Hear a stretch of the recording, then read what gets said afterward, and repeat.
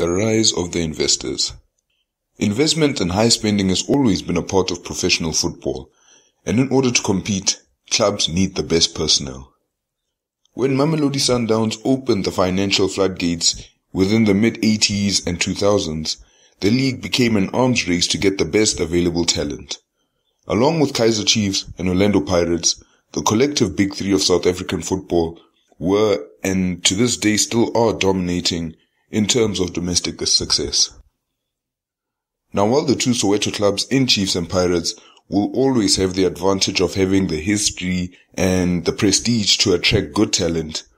and Sundowns will have the backing of a man who could essentially buy all the professional clubs in the country and still be left with an excess of roughly 20 billion,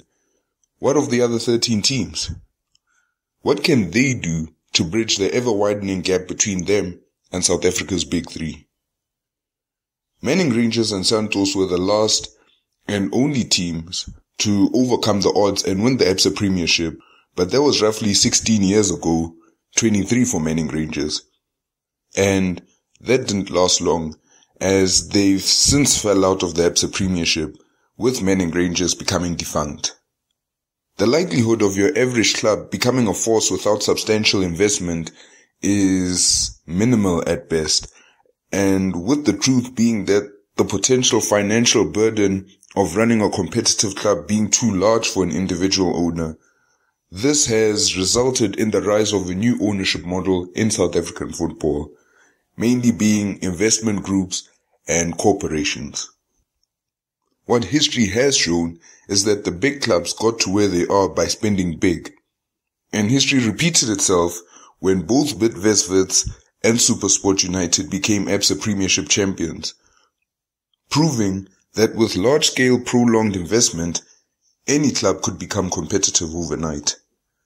I mean, of course, investment on its own is no guarantee for success, as FCAK would tell you,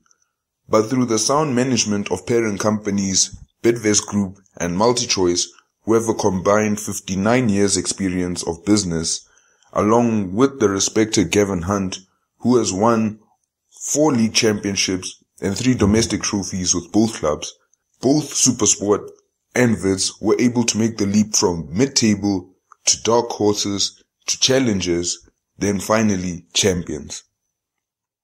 Because of teams like Wits and SuperSport,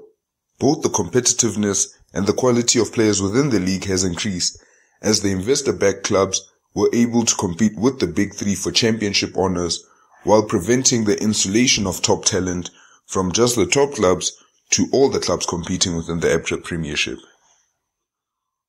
In such a sport where change is the only constant, Wits and SuperSport have found a way to keep up with the giants of the local game. The challenge will be for others to conform or face the risk of falling behind, just as countless have.